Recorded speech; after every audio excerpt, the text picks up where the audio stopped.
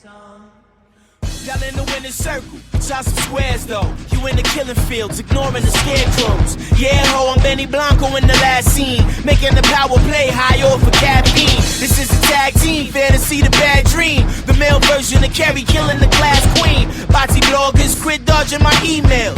Take that whack shit off, the real revamp.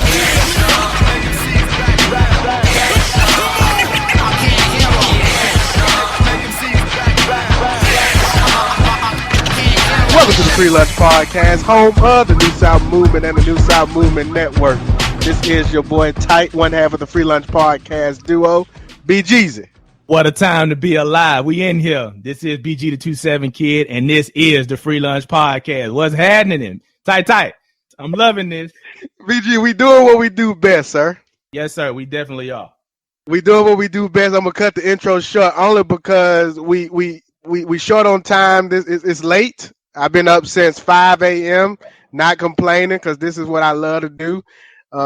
Everything I did before this really don't do much for me. But the moment I get on this microphone, that's when I start just enjoying this thing, sir. What about yourself? Somebody asked me today. They say y'all are working pretty hard with the whole New South Movement Network and all the podcasts. It must be hard to do that and then have a full-time job. And I say, you are correct, but it's very much so worth it. It's therapy on this side. So I'm much like you. I wait for these opportunities to come in, sit down in front of this microphone, and to be able to talk to people who are doing great things. So what better way to do it than to do it on the podcast? And this show is no different. And BG, the reason why I'm excited about this show, because since 2013, we've been pressing towards trying to get a member of this website to join us. It's an affiliate of ESPN, the Undefeated. And then I was, BG, let me give you a quick story. I was listening to an interview by Jason Whitlock, and he was interviewing actually today's guest about an article that he had written on Charles Barkley, which I thought was fascinating. Great article. And so I started to learn and read about this particular article. But I reached out to this guy via email after I heard the banter between Jason Whitlock and our guest today, who is Mr. Jesse Washington. And they were talking about the question that was asked was, does geography play a role in the difference between Martin Luther King and Malcolm X? Now, today's guest is from was born in Brooklyn, New York, moved to Poughkeepsie, New York. I don't even know if I pronounced that right? I know he goes. Just keep going. I'm gonna keep going. I'm gonna fight through it. I'm not gonna let the last. Right, but I still love it. It sounds better the way you say it. Okay, that's that southern draw. Okay, see, I wasn't gonna do this, but I'm gonna say it anyway. No, he's known as by some as Oakwood. Graduated from Yale, was a DJ. He's a member of Kappa Alpha Psi Fraternity Incorporated. I won't hold that against you. Considering BG and I are both brothers of Omega Psi Phi Fraternity Incorporated. All right, though. It's okay. And y'all hear his voice, but he was also the national journalist. He's been a National Journalist Award winner. He's been Journalist of the Year in Philadelphia. Worked at Vibe magazine, which I'm curious to hear about. Blaze magazine, Associated Press. He is currently working with that ESPN affiliate site, the Undefeated. Brother Jesse Washington, how are you doing today, sir? I'm great. Thank you for having me on the show. I really appreciate it. No, thank you for joining us. So this is something that, like I mentioned earlier, I really started paying attention the moment I heard the Undefeated was going to be a site launched by ESPN, and the moment I started following it, just trying to keep up with the progress of the site, and then this interview drops with you and Jason Whitlock. And you guys had just written a 9,300 word article. Oh, you got my 300 in there. I love it. Thank you.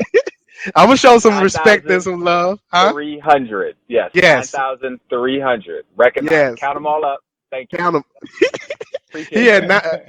It was a 9,300 word. I don't know what I should call that piece because it was excellent, magnificent, about Charles Barkley. But what caught my attention was this guy from New York, from born and raised in Brooklyn, uh, had come all the way down to Alabama, had been to Leeds, Alabama, and was covering Charles Barkley, a guy that's from the South, attended Auburn University like BG and I. How did that come about? My boss said, "Hey, I want you to write a Charles Barkley story." I said, "Great, let's go." Over the course of my career, I've been fortunate to experience a lot of different areas, and you get used to going to different places and observing and learning. Learning is probably the best word. And if you go in, as I did, saying, "I don't know what this is all about. I'm not familiar with the culture down here. Tell me about it. Teach me."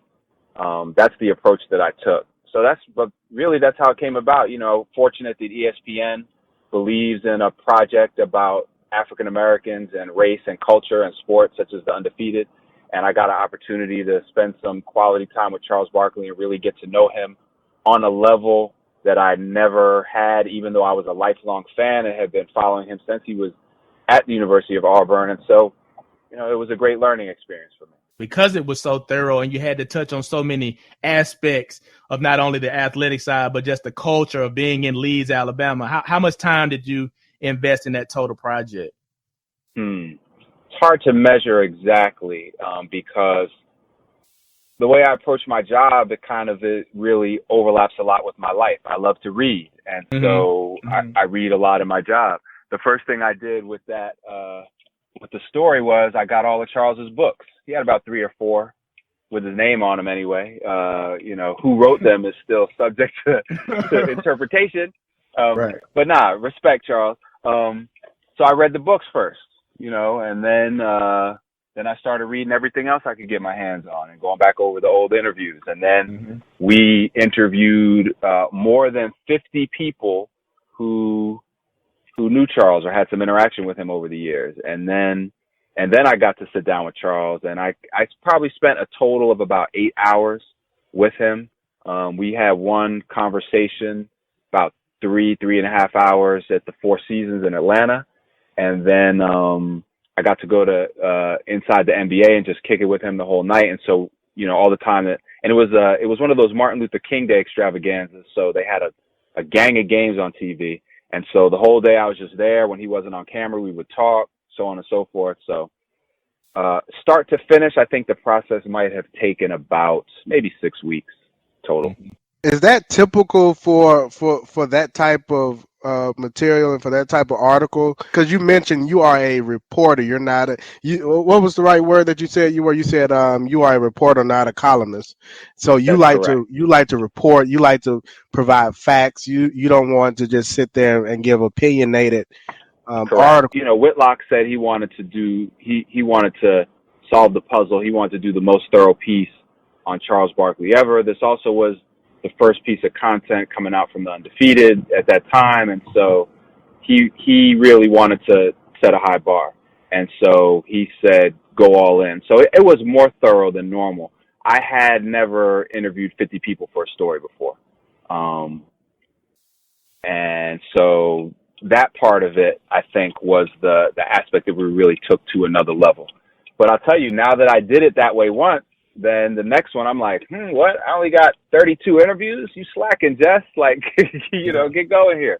So it was, I think that's one of the most thorough articles that you'll see, period. I think it's the rare profile of any athlete that you will see will have literally 50 plus secondary interviews to go with. So I think it was, I definitely believe that was atypical and a really deep dive into an important subject. I agree. It was a great piece. I mean, I read it from first word to last word, and it just covered so much. And then it was so relatable, of course, because being from Alabama, to have you come and write it and piece it all together and delivered in a way that would make someone who's not from this area kind of understand the dynamics as it relates to not only Charles's story, but race relations and spirituality and how the church plays such a heavy role in all this stuff. So for me, it was a great piece. It was very much so monumental. Thank you. I appreciate it. So I got a question for y'all. Being from the South, being from Auburn, was there anything that I did not get right in the story? Did I miss on anything in there? Give me your honest critique. I'm going to give you my honest critique. My honest critique, because I kind of felt this way when I was listening to you and Whitlock go back and forth with that original question I asked. I'm going to have to say no. I think you did a great job reporting the story. I guess the thing that I questioned was I was wondering why a guy from New York was writing a story about a guy from the South. That was my biggest issue.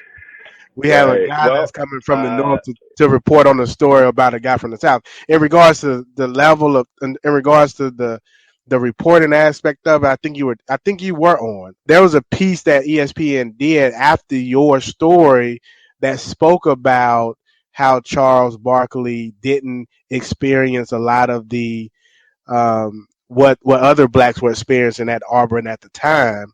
And I think you were the first one from that perspective to kind of document that. When you spoke about how he was kind of naive to what the other blacks were facing on campus during that particular period in time, I saw a piece, a ESPN piece that basically told the same thing that you had written. So I thought you were clever in that way. I did feel a little way about a guy from New York coming down to tell that story. I did feel. It's Brooklyn, New York. Make sure you mention Brooklyn. Brooklyn. Correction, Brooklyn. I feel you. You know, I have to write about a lot of things in a lot of places that I'm not from there. And so I take it very seriously, and that's more incentive for me to make sure that I do a good job. And the reason I asked, your opinion matters to me. And if two Southern gentlemen such as yourselves say that I did a good job, then that's very gratifying. So I appreciate it, even for a kid from Brooklyn. Yeah, it was very much so reflective of that time and Charles's and the people in that area's experience. So I think you were spot on because you talked to the people. And I would just say that, the funny thing about the South and I guess Alabama more specifically is that the experiences are different depending on what part of the state you're in. So in a place like Leeds, that's a little bit smaller, you could kind of be an athlete and be, even sheltered from some of the harsh racism issues and things like that. But if you come to like a place that's more in the heart of the black belt, say like a Selma or something like that, you can't get around it. It's so thick and it's so heavy that regardless of what your status is, you're going to feel it. So it would be hard. It would be hard for you to piece that in this particular story because you're talking about a specific person and their experience and their family experience. But I guess for the future or something like that, if you're to ever come back, that might be something to dive into is kind of the contrast into the African-American experience, even within, one particular state. So that's a good suggestion. Before we talk about what we should see or expect to see with the Undefeated, can you share just your personal story? I totally mispronounced the city where you grew up at, but if you could kind of talk about that journey, DJing at Yale, and even the time that you spent not only at the AP, but really interested in that time over at Vibe and that was a lot going on. Okay, cool. So I was born in Brooklyn, New York. My pops was an artist, painted pictures, sculptures, all kinds of stuff like that. My mom was a social worker. And so when I was about I think I was in the first grade, our house burned down. Eating breakfast one morning, and we had like ants and roaches in the house. So there was a plastic container of bug spray on top of the little toaster oven. The oven got hot, the spray went up in flames, and then that was the end of our house. So after that, we started bouncing around, and my dad was a brilliant visionary dude, and he was also very unstable. You know, he was artistic. Later in his life, he had mental health issues, drug abuse issues. So our life at that point became very unstable. We moved about an hour and a half north of New York City to Poughkeepsie area. Although we lived in Poughkeepsie, Wappinger Falls, Fishkill, Peekskill, Upskill, Downskill. I think I probably lived in about 10 to 15 different places before I graduated from high school. Wow. And then finally we ended up in the projects in Poughkeepsie, and that's where I lived, where we went to high school. So it was an interesting experience because, I didn't go to school with everybody else. And so you alluded to this earlier, but my name in my hood was not Jesse. It was the name of my school, Oakwood. Oh, he go to Oakwood. He go to that private school over there. I had just kind of stumbled into a full scholarship to go there because I knew a kid. I had a friend who went there, and they said, come take this test. And then the next thing you know, you can go here for free. But then when I started to get my hoop game up to par, you know, the basketball court in our projects, or in the projects right next to us more exactly, was like the center of social life in the whole city, especially in the summertime. So I could hoop a little bit, and then people got to know me, and then I actually got a real name other than my school.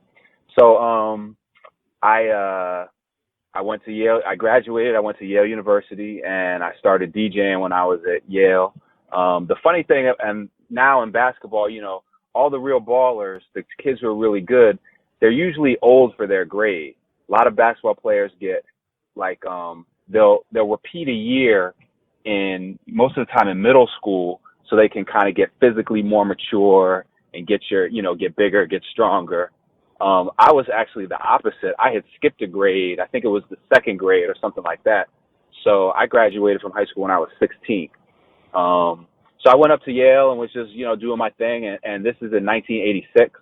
And so, back then hip hop wasn't on the radio. It wasn't pop music like it is now. It was like a select few who were up on it. And me being from the New York area, I would tape, Mr. Magic and Red Alert on Friday and Saturday nights. That's the only time rap was on the radio in New York City. So we would be sitting around in people's rooms, and I would bust the tape out, and they would be hot. People would be charged up. Sometimes people would even start dancing. But then the commercial would come on, and then they would sit down. So I was like, if I get one of these double cassette joints, and then I get my Walkman, and I cue up the other tape that I got from the other night to the other song, and then when the tape comes to the commercial, I could pop the play on the other tape, and I could keep the beat going. And then that was the beginning, and it worked. And then that was the beginning of me DJing, man. It was freshman year. Shout out to my man Carl Douglas from Columbus, Georgia. He was my roommate and my DJ partner, and we just started DJing, man. And I had access. Back then you could not get. Number one, people weren't really up on the music. They didn't know where to get it. You couldn't just go on the internet and download any song you wanted. So if you had the music, then you had a leg up. And I was in and out of New York City all the time, so I knew where the record stores were. So I had the music. I had a little bit of an ear for the mix or whatever. And so me and my man Carl Douglas, started DJing, and a lot of people wanted to hire us at a lot of colleges and stuff like that. So. And about the same time, I found my career by accident. A family friend worked at the Poughkeepsie Journal in Poughkeepsie, New York. He said, "Hey, we got an opening in the sports department for an intern. Are you interested?" I said, "Bet, that sounds fun." And I really enjoyed the job. I was decent at it. Next summer, I came back and worked in the news department.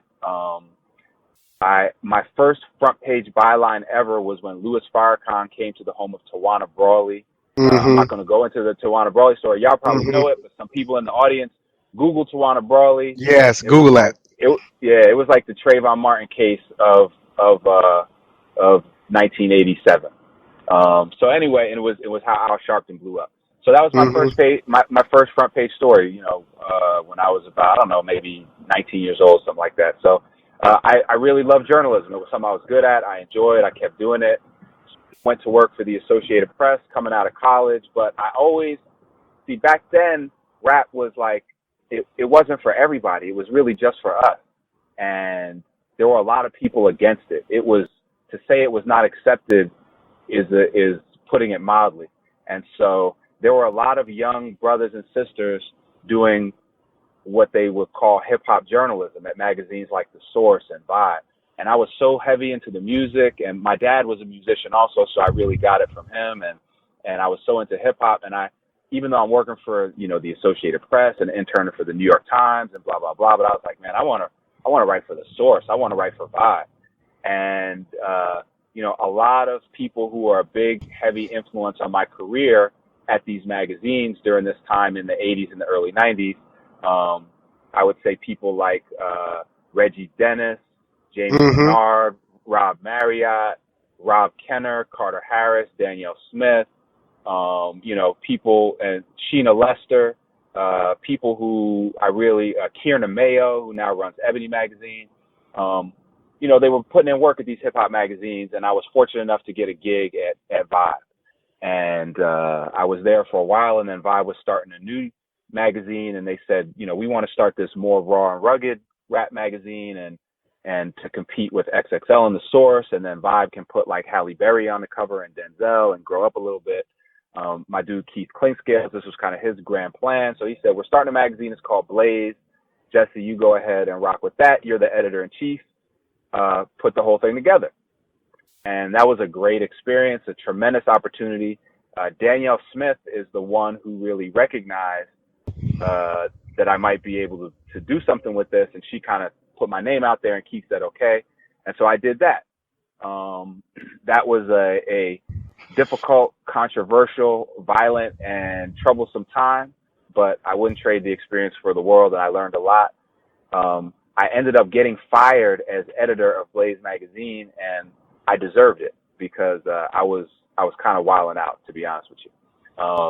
So then I did my own thing for a while. I started a street basketball magazine called Bounce with my man Bobito Garcia and Sean Couch. We ended up selling that magazine to Dime Magazine and actually made money, which I was very surprised to have happened and started a magazine. It was funny, though, because we had spent $1 million on the first issue of Blaze, literally, $1 million. And then me and my dudes did Bounce Magazine in Bobito's kitchen, and we, pulled the change out of our pockets and kind of, scrimped on lunch for a week and just put it out there on some real humble, door-to-door, hand-to-hand, mouth-to-mouth type vibe. But people felt it. It was authentic because it was 3 ball players doing stuff about basketball. So I did that. Went back to the AP for a while, covered race, starting with the Obama election in 2008 for the AP. And then about a year and a half ago, this opportunity came up to work for the Undefeated, and here I am. That experience over at Vibe magazine, I remember Vibe, and I actually used to would read articles from Vibe magazine. There's a story that I read, and I don't know if that was with Vibe or Blaze, about the Wyclef Jean story. Do you tell that story at all, or you don't? Yeah, you don't tell that I can story? I can speak on the Clef story. This is what happened with that one. Other incidents I'm prohibited by legal agreements from discussing, but Wyclef, this is what happened. We're trying to make Blaze pop. We're trying to make it stand out. There's a bunch of other rap magazines out there. Shout to all the people who were doing the other magazines. Reggie Dennis and them were rocking with XXL. Selwyn Seyfu Hines and Carlito, my man Carlito, who now writes for Empire, and Elliot Wilson were rocking with The Source. Alan Gordon, the Ebony Cat, was rocking with Rap Pages. So there was a lot of competition. How are we going to stand out? Did all you guys know each other back then? Because I asked you that because I heard the Elliot story. Elliot was on the Breakfast Club the other day. I don't know if you heard that interview, but his passion and his expectation for always being the first person to get the story was it was unbelievable for me, mind blowing. And I didn't know if the competition was just that fierce back then as it is today. It was, and E is a monster, and the fact that he is where he's at now and he's killing it like he is really speaks to his talent, his ambition, his grind. I don't he had his own thing going on, but there were some overtures about whether he would come work with us, and I was in my ignorance was like, I don't think it's a good fit. I'm the one who wasn't interested in hiring the dude who's killing the rap journalism, right now, and Elliot, he is hip hop to the fullest, and so he calls himself the GOAT of rap journalism. Yes, he does. And you know what? It's hard, hey, look at the track record, he's making it happen. So I'm the dude who wasn't interested in hiring the future GOAT. I'm the one who drafted Kwame Brown, Is his wife working with you? Is his wife working with the Undefeated?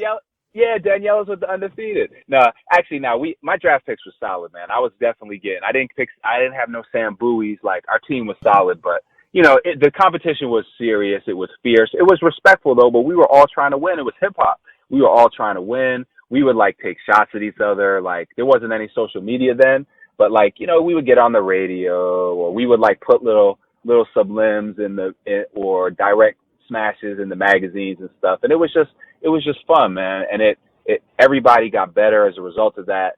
So me trying to keep up with and surpass and compete with, Alan Gordon and Selwyn and Elliot and Reggie and Rob Marriott, it was hard. And so one of the ideas I had was this. Believe it or not, when I got to Vibe magazine, it was not all that black up in that piece. It was the voice of hip hop or whatever, but it was, and there were some very talented and capable and knowledgeable and qualified white journalists, but it was not a whole lot of melanin up in there. And so there would be stuff in the magazine that would make rappers mad, and I was usually the dude who got the call. And I'm like a peaceful unity type dude, so I'd be like, hey, let's rap about it, let's talk. What's their issue? And a lot of times they would be mad about reviews, and a lot of times they would really have a point about the review, like the review would be off base. So I said, in Blaze magazine, when we give a negative review, we're going to contact the artist and say, hey, here's the review. We would like your take, and we're going to print your response to the review in the right next to the review. And again, this is before the internet, so artists did not have an avenue to speak to the audience, in the way that they do now. So, cool. That's all well and good. This is 98. One of the most highly anticipated albums is from this dude Cannabis. He was killing, the mixtapes and the freestyles. He was the hottest young dude, and he was produced by Wyclef. Wyclef put his album together, and we listened to it, and the beats really did not fit the flow. The beats were subpar. The rhymes were hot, but the beats were and so we wrote a review to that effect. My man, shout to Dowie. He wrote a review. We sent it over to Clef and them, hey, we would like your response. The next thing I know, Dowie is yo, man, these cats are getting at me, threatening me, blah, blah, blah. What should we do? I said, let's go over there and talk to them. So we go to the Hit Factory in New York City, and there's Michael Jackson records on the wall. And long story short, without going all into the details, I think, Clef threatened me, and he was trying to get to punk me out of running the review. And I think he's here's this Yale University Poughkeepsie type of a dude. I'm about to, step to him and punk him out of running this review. And at a certain point, he had a gun and he pointed it at me. Did you tell him to respect your name? You were the first. You didn't tell, huh? You better, yeah. I told him to put some respect on it. Yeah, you didn't tell him to put no respect on your name. Clef had a couple of real legitimate notorious gangsters up in the room at that time. And so, and at the time when he I knew Clef wasn't going to shoot me. He's not that type of dude. I'm in the Hit Factory. I know I wasn't going to get murdered, but he was just it was clear he was trying to play me. And I think he had the editors from The Source in the other room and was going back and forth. I think my man Carlito was over there. It was like some real Empire type of situation. And at the time when he's flashing the heat on me, he's got Mr. Gangster literally in my ear behind me going, this never happened. None of this ever happened. So, I was like, look, man, come on, you need to get out of here with that. Put the gun down, so on and so forth. At that point, I kind of stood up for myself. And I was in there with a couple of my crew too. So whatever, it settled down, we left, and then I did what I did. I wrote about it, and I'm about facts and reporting, and so I just wrote the facts of what happened. And that was the editorial, in the premiere issue of Blaze magazine. And it was a pretty big debut. You know, this was magazines. This was at the height of the internet had not yet carved up the music industry. So people were still buying records. There was mad money in the game. There was mad money in magazines. And it was a big deal. We were the biggest magazine launch of 1998, bigger than ESPN, the magazine. It was, you know, it was popping. And so, I wrote about it in the premiere issue, and then the people who ran the magazine certainly publicized that because beef sells magazines. A lot of people said, oh, you just made that up to sell magazines, but I didn't make up anything. Wyclef went on MTV and denied that it happened. So, you know, at the end of the day, it was, you know, it was what it was, to use a cliche. And I don't hold any ill will towards anybody over what happened with that incident. But that was what happened. You know, he tried to punk me and play me out. And after the fact, I was like, oh, okay, so you try to get me, I'm gonna get you with this editorial. And that's what happened. Man, that's a dope story, BG. Who knew? Who knew that the world of rap journalism could be so dangerous? But I guess that fits the bill. And the 90s was kind of that time. It was. And I think, you know, I mean, I learned a lot about the rap industry. And in one sense, I was very well qualified for that job in terms of journalism, in terms of knowledge of the music and all of that.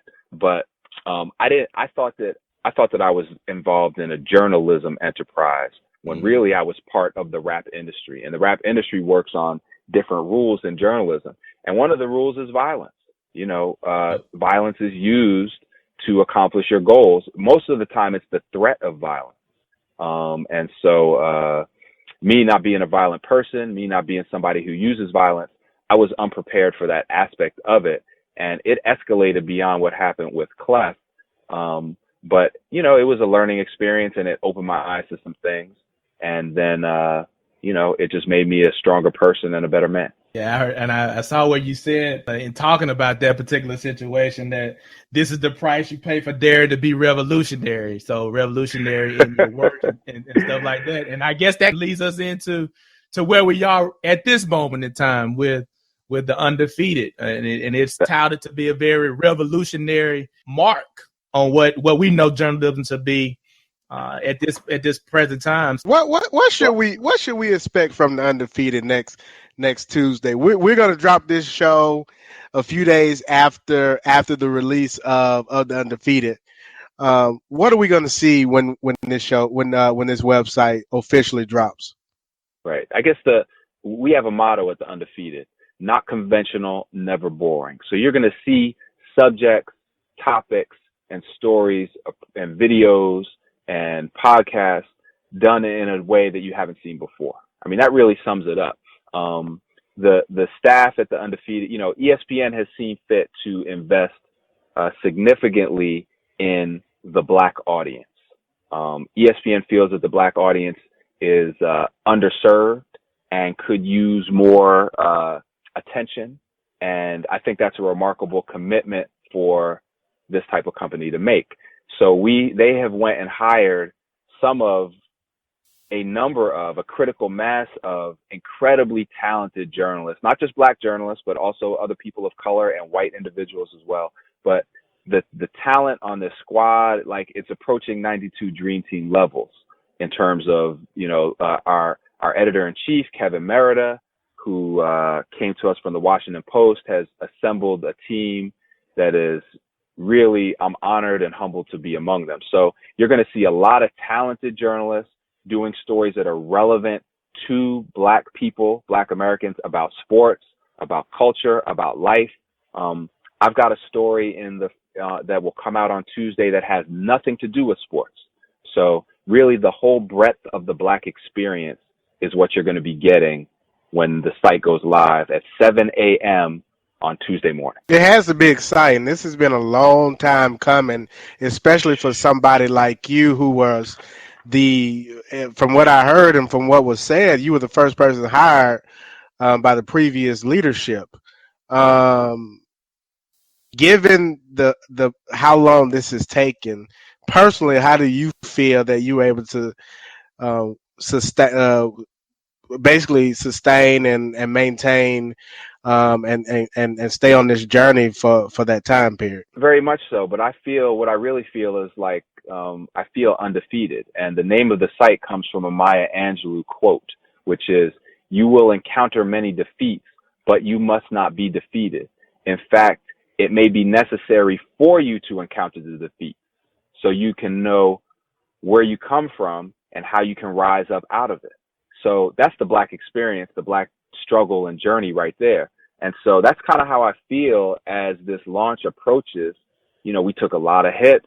There was questions at certain times whether the website would ever launch. A lot of people left it for dead, but yet here we are, bigger and better and stronger than anyone could imagine. And so I feel like this launch is the definition of being undefeated. Jesse, let me ask you a question as far as like the timing of the Undefeated finally reaching the surface with all that's going on in society. Do you feel like this is a perfect time for the content that the Undefeated will be delivering? Yes, I do. I think that's a perceptive observation because we're coming to the end of 8 years of the first Black president. And everybody thought that his election, or not, I won't say everybody thought, but there was this idea out there that, oh, the election marks the end of this struggle. Like, we've reached the mountaintop and everything is good now. But really what it did was just expose how deep the problems really are and how much more work we have to do. And so I think that this is a perfect time. And particularly with the direction that America is going in demographically, the changes in the population, it's more and more diverse. So we plan to wrestle with all of these issues and enlighten and inform and entertain and really explain the world how it really is and deliver this to an audience that really needs this type of content. You've been behind the walls. You've seen other coworkers and colleagues. Right. Who are you excited that's going to get that opportunity really to showcase their talent? You said that you guys have a dream team. Initially, it was said that a number of younger journalists would come on and try to help you guys. I'm not sure what the current roster looks like, but is there a person that we may not know, a name that we may not know, that after this thing launches, we're going to really become familiar with? That's a great question. I've been impressed with so many people, and I'm going to, at the risk of leaving anybody out, because we've got close to 40 staff members on our squad. So, you know, there's some big dogs out there. My man Mark Spears is a big dog. You know, Mike Wise, Jason Reed, Jill Hudson, you know, tons of really people whose work I've admired, for Danielle, you know, Kelly Carter. Like, I can't say everybody's name and I'm really mad. Lynette O'Neill, like, these are some killers out here. But the young people to me let me just drop a few names out there. We've got this this video crew, this multimedia crew, Osman Noor, Monis Khan, Rhiannon Walker, Caleb Wilkerson. They all work for this sister named Latoya Peterson. Like, those cats are really bringing it. And one thing about the Undefeated is it's not just going to be stories to read. There's going to be videos. There's going to be interactives. There's going to be photo galleries, podcasts. Clinton Yates is a beast on the podcast. Justin Tinsley, if you have a chance to go to the Undefeated Facebook page, he wrote the definitive Afeni Shakur remembrance after she recently passed. My man Ryan Cortez is a young dude who's just like, my man Ryan Cortez, if you go on ESPN.com and search his byline, he basically predicted. You remember when Batista hit the home run in the playoffs and then flipped the bat and everyone went crazy? Yeah, I remember. My dude Ryan basically predicted that in several stories on ESPN.com before it happened and talked to Batista about bat flipping and everything. I mean, it was like clairvoyant. So these are just some of the names, the young people who I think that you're going to get familiar with, whose names I mentioned, are really the next generation of talent coming up in this game. And I think that connection also shines through in the I guess the promotional video that's come out over the last week or so, featuring D1, the New Orleans artist, a rapper that I'm familiar with from a few years ago with the 50 Weezy and Jay song, but he's kind of, I guess, doing the theme song for the Undefeated. So that was a good look as well, as far as connecting to this next generation of people with something to say. Oh man, well, thank you for bringing that up. And first of all, big shout to my brother, my partner D1. This dude really kind of believed in what we were doing when not a lot of people did. Let me tell you the story of how that song, that anthem came together. And for anybody who's listening, please go to the Undefeated Twitter page, at the Undefeated, and pinned to the top is D1's video that he did. So, Kevin Merida was like, hey man, I'm interested in kind of reintroducing the site with a couple of videos. I thought we'd do some videos. I said, wow, I'm glad you said that, because, me being a rap dude, I want to tell stories through videos. And I really got this idea. I want to tell stories through rap videos specifically because, like, you guys read all 9,300 words of Charles Barkley, but we're in the minority with that. Like, a lot of people don't really want to, I love my brothers out there, but read a book, And so, you guys are giving them the brain food with the podcast. I was like, how can I hit people who really just want to spend 2 minutes on something? I could do a rap video.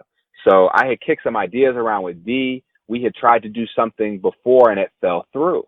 This was in the dark days of the Undefeated when it was like on life support. And, I think they had to bring out the defibrillator and shock us back to life.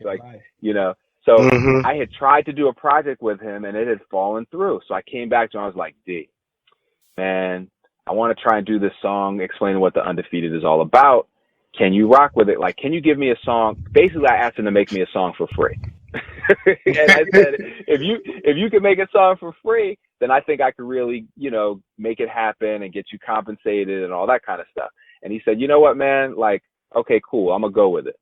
And I just spent, some time telling him all about what the Undefeated is, the African-American journey, sports, music, struggle, the Black experience. And I just kicked it with him for a while. Man, this dude went in the lab and just came back with a song that was just so powerful and incredible.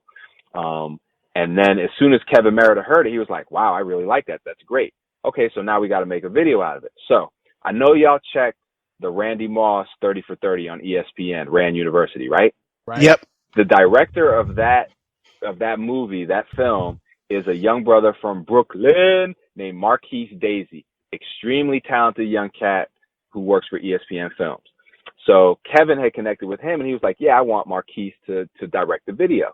So me and Marquise clicked up and, he had Marquise conceive the whole historical vibe with the iconic photos and the footage of the civil rights movement. That all came from him. So we're like, okay, let's go down here and go down to New Orleans and shoot some performance with D. So Marquise, like, there were some hiccups with the scheduling. Like, we couldn't quite get it. And I'm trying to figure out what's going on. And I come to find out, Marquise was like, yeah, I really want to work with my cameraman, this guy I always work with. Like, I really want him to do it. And I kind of figure out that this cameraman's availability is holding things up. So me not knowing anything about film or Marquise's program, I'm like, man, well, a cameraman, we'll just get somebody local, with a camera, shoot. I'll pull out my iPhone and do it, right? But, this is what I'm thinking to myself. But, of course, I fall back, and Marquise is like, okay, cool, I got my man. He's coming down. So we're in New Orleans, like, all right, I'm going to the airport to pick him up now. It's my man. His name is G-Lock. So first of all, the cameraman's name is G-Lock. Okay? Shout out to G-Lock. This dude G-Lock busted out the car on the set of the video and set it off. This dude, like, his real name, the funny thing is his real name is Alistair Christopher, but he goes by G-Lock. He got to. This dude is a magician with the camera. I mean, a magician with the camera. And he has so much flavor and personality. He added so much. He's an artist, man. Like, I had never seen anything like it. I love this dude. And now I understood why Marquise wanted to use him. So, long story short, the combination, the creative juices of D1, Marquise Daisy, and Alistair G. Lock Christopher I think created something really special and what we consider to be like an anthem for the Undefeated. It's tight. Yeah, it is. It's extremely dope. And even Thank you. when I saw it, I was like, okay, it's coming. And you kind of get that because I've been waiting on this. I mean, like you said, D1.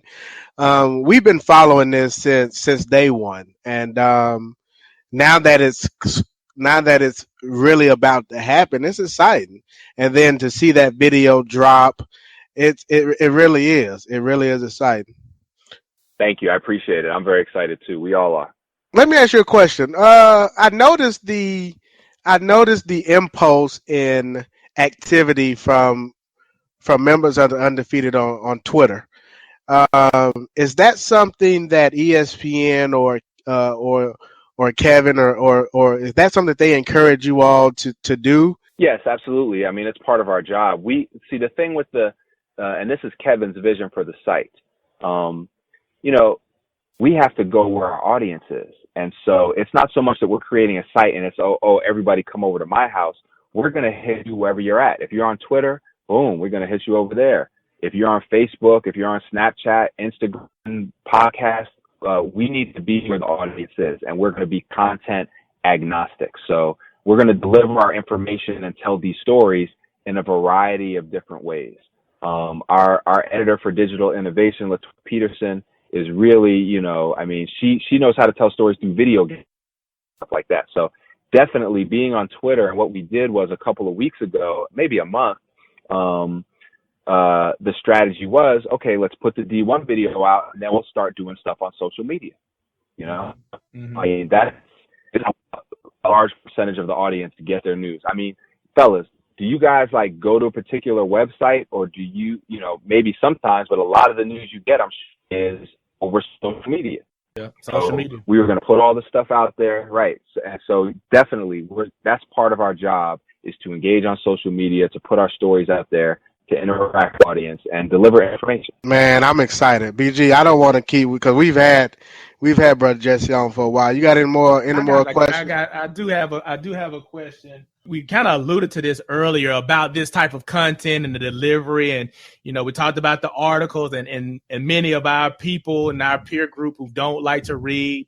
And there has been an unfortunate wave, I guess, over the last couple of years of this dumbing down effect that's been happening in society, especially coming from mass media outlets. Are you concerned that the content that you'll be delivering through the Undefeated will be going over the heads or might be too thorough for the demographic that you're targeting? No, because we're hitting it from so many different angles. So maybe the 6,000 word piece people aren't going to want to read that, but they're going to watch that D1 video, listen to my man's podcast, they're going to go on this photo gallery and check that out.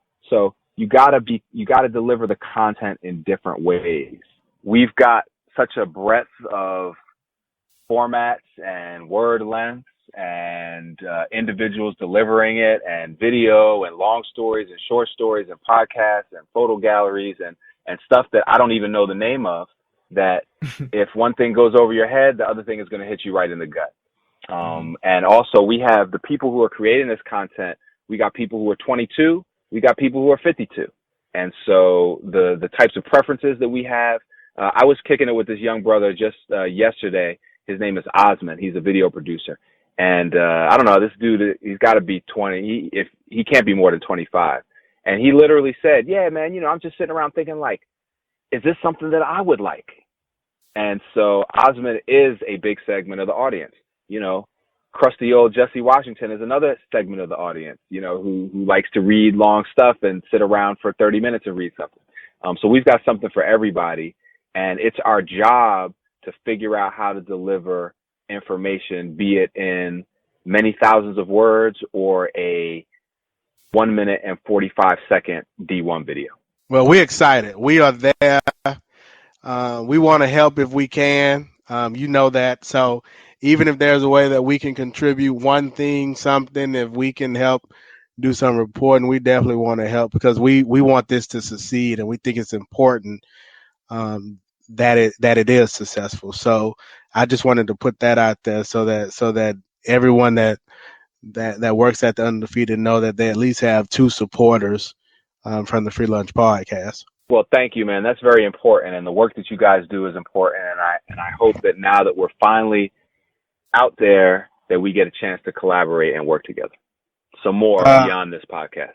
Oh, I hope so too. BG, what you got? Well, I just want to say, leave room for Jesse to kind of give the people a final take on what they should be expecting, what they should look for, and of course, ways that they can connect to him and the movement that's about to take place coming on May the 17th. Okay, no doubt. Well, number one, first and foremost, Tuesday, May 17th, theundefeated.com, undefeated.com. Go there for race, sports, culture, music, politics, Black people stuff all day, every day. You can also catch us on Twitter at The Undefeated. We're on Facebook, Instagram. Me, myself, I am at Jesse Washington, JESSE Washington on Twitter, and jessewashington.com on the internet. And please follow us, check us out. I'm sure that there will be something that you will enjoy and be stimulated by and educated and entertained, and stuff that will stick with you. The Undefeated, not conventional, never boring. And I'm sure eventually, now that we are officially launching this website, the next step is I'm ready to see you on Around the Horn and the Sports Reporter. So let us know who we need to email, and we make that happen. I appreciate that. Keep your clicker tuned to ESPN on Thursday, because you may see your boy up in there talking about some work I did in Akron, Ohio. Okay. For a story for the Undefeated, and that's all I'm going to say. Akron, okay. Ohio, Okay. Thursday. Okay. And now they got brothers in Akron saying, yo, you got this Brooklyn dude coming in here to Akron, Ohio. What do you know about Akron, man? But I learned a little something in Akron, Ohio, about a certain basketball player who may or may not be reaching the finals this year. I like it. I'm sold already. I'm already. It's dope already. So, man, BG, we got to do. Hey, first, thank you, sir, because you are a man of your word. You've been responsive to every email that I've sent, and that alone just shows the character and the type of person that you are. So, thank you for that.